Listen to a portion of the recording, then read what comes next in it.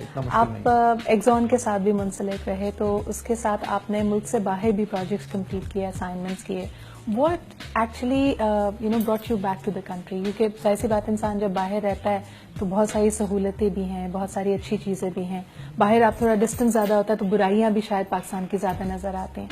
So what brought you back? मेरी उस वक्त $1 लाख आफ्टर टैक्स सैलरी थी. मैं 3,500 सीसी की गाड़ी चलाता था. फोर्ड टॉरस सूप्ड अप थी मेरी. मैं वहां से वापस आया. मैं और अभी आपको स्टोरी सुनाता हूं मैं कैसे वापस आया. खुद जबरदस्ती वापस आया. 12,690 रुपए मेरी तनख्वाह थी मैंने गॉट बैक, और 1000 सीसी की सुजुकी खैबर में चलाता था. And I was infinitely happier in Pakistan than I was in Canada.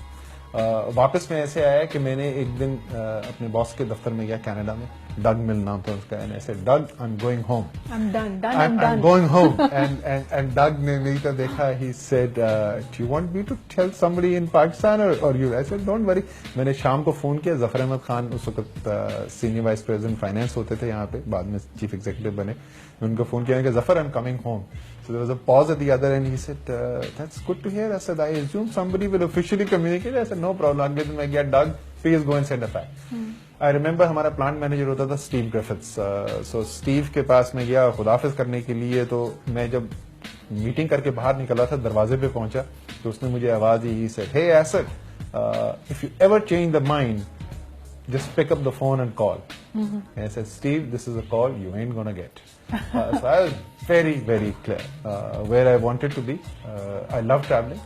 एक जो बात आपके इस वाक़े से बहुत वाज़ेह हो रही है कि you definitely are not the sort of person who keeps a lot of backups. हमारे यहाँ देखें, हम पढ़ाई भी कर रहे होते हैं और अगर हमें मिसाल के तौर पे स्पोर्ट्स का शौक है, क्रिकेट में इंटरेस्ट है, म्यूजिक में इंटरेस्ट है, तो माँ बाप और सोसाइटी हमें ये कहती है कि भाई बैकअप प्लान में कुछ ना कुछ होना चाहिए. डिग्री कर लो, कोई हुनर सीख लो, ताकि if that does not happen so you will never be able to give 100%.